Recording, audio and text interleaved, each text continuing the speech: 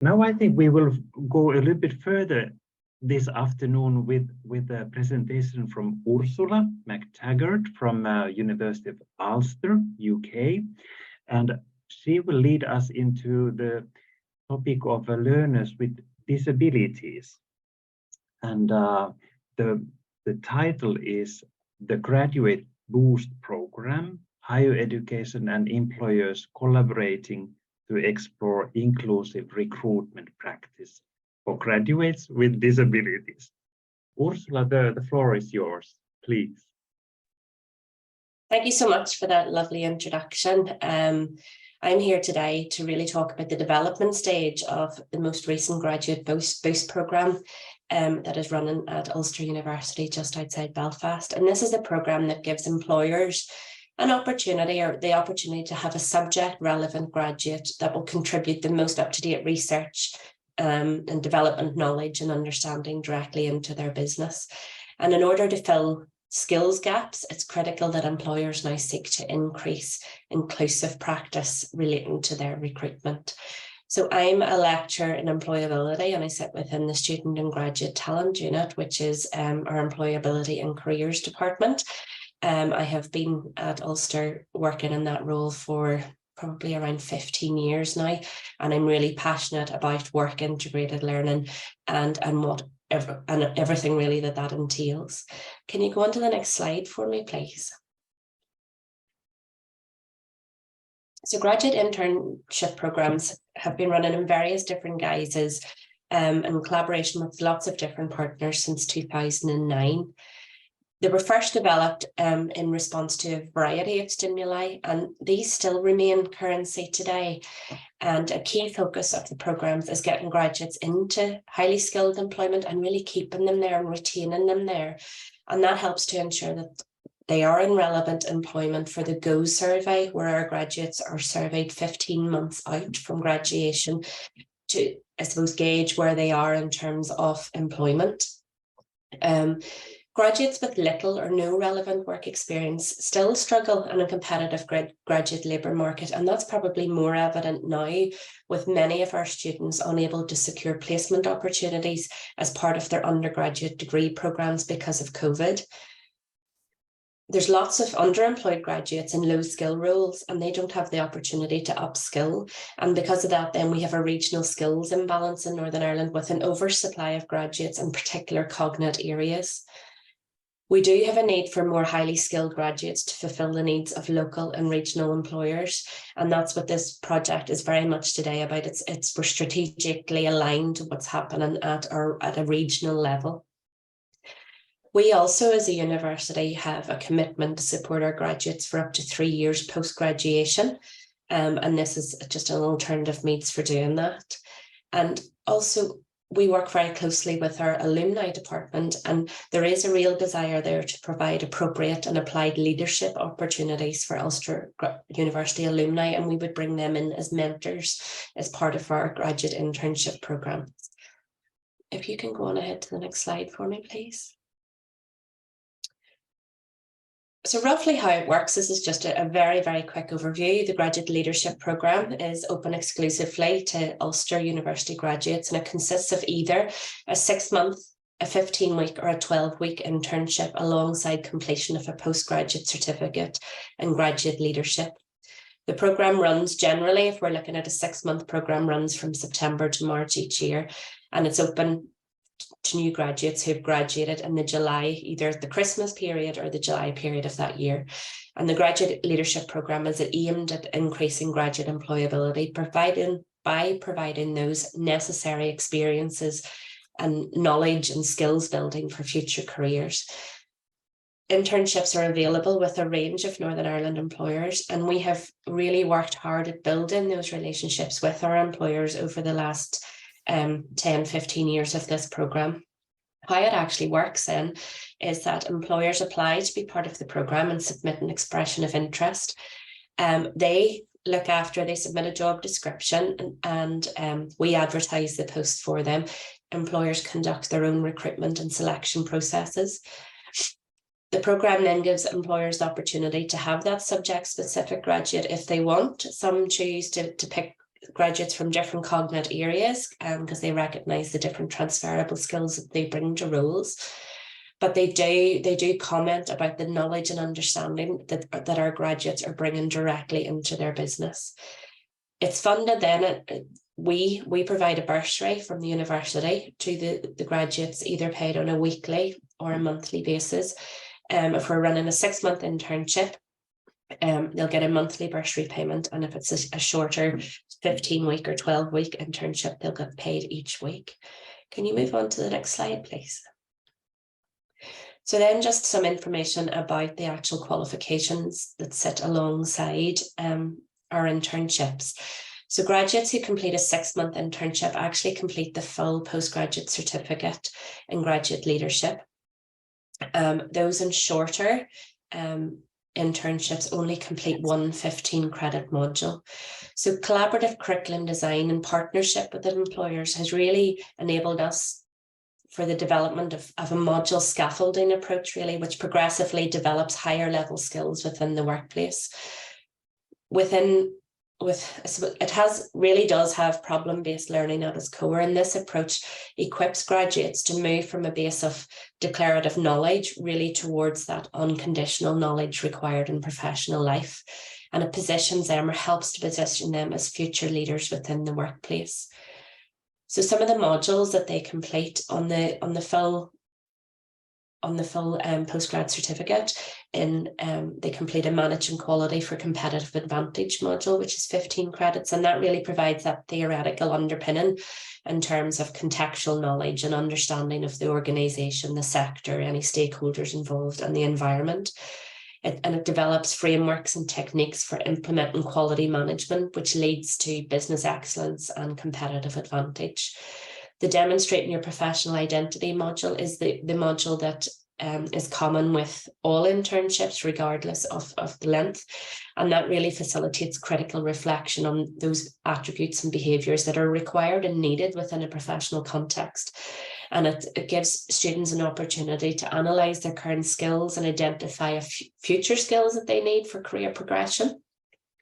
And the final module is a 30-credit module that you would complete on the full postgrad certificate called Leading a Strategic Initiative. So that builds on the theoretical and reflective aspects and enables a real evidential application of skills through leadership of strategic quality improvement within a workplace. So you can see there, it takes you through a journey from leadership of self actually into leading a project. If you can go to the next slide for me. So where we're getting to now you can see there that we have a huge background in running internship programs. So where we're getting to now is with this iteration, which we've renamed as a graduate boost, is because graduates with disabilities, we have found, are around about 20% less likely to gain graduate level employment. So in 2018, it was quite low. It rose ever so slightly in 2019-20, but that disparity still remains. And I'll talk more about those figures in relation to the Ulster graduates specifically in just a minute. But because we've been running internship programs for so long, and we really do enjoy probably a 95+ success rate in retaining our graduates in highly skilled employment, it is viewed as best practice within our local government and with local employers. I personally have noticed a real change in the demographic of graduates on our programs over the last number of years, seeing more and more students with neurodiverse issues, students struggling with social anxiety issues, and other disabilities. But I attribute the rise in the numbers of those students that are coming to our program at the minute is because we give them lots of extra support at the application and interview stage whenever they're going through that selection and recruitment process. So where they're not being successful through traditional recruitment ways, that additional support is helping them to get jobs through our programs. Hidden unemployment then refers to those people who are unemployed, but those figures aren't reflected in official unemployment rates. And that includes those who maybe have stopped looking for work due to discouragement, and those who have worked but have been underused or underemployed. And here within hidden employment, the figures would show that disabled people represent around 3 3/5 of the hidden unemployment figures. So a move to more inclusive recruitment in order to meet this gap really is needed. Can you go to the next slide, Jay? So what our Go data then has showed us that with these figures relate specifically to Ulster graduates. And the Go data here shows that able-bodied 2019 and 20 Ulster graduates are 9.58% more likely to be in highly skilled employment than their disabled counterparts. So you can see there the figure 72.86 of able-bodied people are in highly skilled employment, and that's comparable then to 63.28%. If I could have the next slide, please.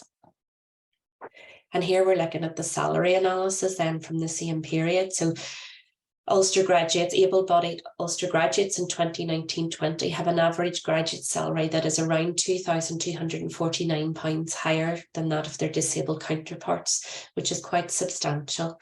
So even whenever you look at within the cohort of graduates in highly skilled employment, where you would expect the two groups to be doing similar jobs, able-bodied graduates still have an average graduate salary that is £617 higher than that of their disabled counterparts. And these figures have come from the HISA impact codes, and we've used the 1, 2, 3, and 6 for that. So this is just a very quick overview of our timeline of innovation. So as I mentioned there, the graduate leadership now has been rebranded for this next iteration that we're running. In July this year, we were approached by the Department of the Economy to run a cohort specifically for disabled graduates. Graduate Boost is a unique programme for graduates with disabilities, and it combines a 15-week internship with that 15-credit postgraduate module demonstrating a professional identity. And it offers an exclusive opportunity to gain valuable practical experience and managing work and life transitions while developing those skills to contribute to wider society and reach career goals. Graduate Boost has been developed to support those who face barriers to graduate level employment, and to be eligible, applicants must have a disability or a long-term condition defined by the Discrimination Act in 1995, which has been amended in Northern Ireland, and it includes people with conditions such as dyslexia, dyspraxia, autism, ADHD, mobility impairments, sensory impairments, IBS, diabetes, Crohn's disease, epilepsy, chronic fatigue, fibromyalgia, and other mental health conditions such as anxiety, depression, bipolar, and OCD. And we have set the requirement for it this year that you don't have to have an official diagnosis. Our graduates can have self-diagnosed, particularly if they are seeing traits of autism, ADHD, anxiety, depression. But our wait times at the minute for official diagnosis is taking so long that we're happy to support those students who are seeing those traits in themselves. So they don't have to actually have a formal diagnosis. They just need to be able to explain to us how living with their disability impacts on their life. Very quickly in August, we heard that the funding was approved, and that's approximately £250,000. And the only caveat with this, it needs to be spent. The whole programme needs to have run and finished and all academic qualifications completed by the 31st of March 2023. So it's an incredibly quick turnaround. Employers also contribute to the funding for this programme, and they have to donate 25%. And we have kept that in because we feel that when employers are paying to be part of the programme, they do engage better, they do support the graduates better, and that's some of the learning that we've learned from previous iterations of the course. On this programme, graduates receive a bursary, a £364 bursary each week, and all their fees are paid for their academic studies. In addition, the funding is also going to be used to procure 2 graduate inclusion and success officers who are going to support our programme team with additional coaching hours, which are going to be available to graduates and their work-based mentors and supervisors to help them transition and integrate into the workplace. We're now currently at the stage of recruiting employer partners, and it'll be launched this Monday coming to potential graduates. We don't see an issue with recruiting either parties. We already have a full quota of our employers on board. And we're also working with external agencies to identify who our graduates might be. So as well as with our own student wellbeing team who can connect us with previous Ulster disabled graduates, we're working with other universities in our area to ensure that we are connecting with all appropriate graduates that we can work with. And then finally, can you just move on? Couple of minutes, Max. Yeah. So that's just a quick example of what our marketing collateral looks like. And then if you just move on to the very last slide, I will just very quickly tell you what we've learned so far. So over the years, we've learned many lessons about running graduate internship programs, and we do pride ourselves on the iterative curriculum design, where each year we update and change depending on what our employer and graduate needs are. So this year has been critically important to involve our external agencies who have real expertise in the area of working with disabled people. So we're working with Disability Action, Specialist Erin Employers for Disability and NI Employers, as well as our Student Wellbeing, Student Union, Marketing and Comms, or EDI unit. We're also bringing student reps with lived experiences onto our programme team, and everyone has been around the table at each planning meeting. All advertising collateral should be inclusive and it should encourage applications, and job description should focus on the task, not how it's done. So the language we use is critical to the success of this programme. And then with clear goals and objectives from the outset, we've been able to make this programme a reality within an incredibly tight time frame. So thank you very much for listening. Thank you. That was really remarkable, and such great insights for all of us how to communicate the challenges of this group in particular. There's a question to Ursula in the chat. So how do you reach students with disabilities to be included in your programs? Our experience shows that students are afraid to expose themselves to the fear of stigma. That's a very, very important. It is, and it's definitely something that we have come up against. This is our first programme that we're going out with where it's advertised specifically for disabled graduates. But previously, like last year, I had 80% of the students in my cohort needed a RAR, a reasonable adjustment, for disability reasoning. So we have been recruiting them to the programme, even though it wasn't advertised specifically just for disabled graduates. So, but they have been coming to us because I think they do value that extra support in terms. They're not necessarily getting the jobs through traditional recruitment methods. Their interviews don't really suit them. They're not performing well in interviews. So we do work with the employers on our programs to really look at alternative recruitment methods. So is there a need to interview somebody that struggles with social anxiety? Can you set them a different task? And we do really work very closely with our employers to do that. So it has worked for us over the last few years, I think, as well as word of mouth. Graduates do share their experiences with each other and with their peers. But yeah, it really is all about the language. And I think that was in my last slide there. The language that you're using to advertise the programme needs to be inclusive. It needs to be welcoming. It needs to know, the students need to know that they belong there, that they're going to be supported there, that it's going to be a good experience for them. So language is incredibly critical. Yeah. Exactly. I had also a question to you, Ursula. You mentioned that in your presentation that there was quite big differences in salary expectations of the abled or disabled students or graduates, as you said. Have you been informing the employers of such differences? And if so, how have they reacted into this kind of information about such a treatment? Yeah, so those figures are actually real figures in terms of the disparity between, it's not that it's a salary expectation, that they're actual real figures from able-bodied to disabled graduates. So we do we do work with, we have built a really close relationship, and we have I suppose a network now of about 350 employers who we work with. We have put over 500 graduates through this program over the years. So we spend a lot of, we invest a lot of time in building those relationships with employers. The main goal of our programs is to get graduates into highly skilled employment and retain them there. So we don't want them going back to part-time jobs where they'll find them in an underemployed situation. So this time around, we're asking the employers to tick a box to say that they're in a financial position to give this graduate a job at the end of the internship program, if the internship is successful. If the internship is successful, well, then they should be employing them at the end. And we will help the graduates negotiate that salary. We do that as part of our program.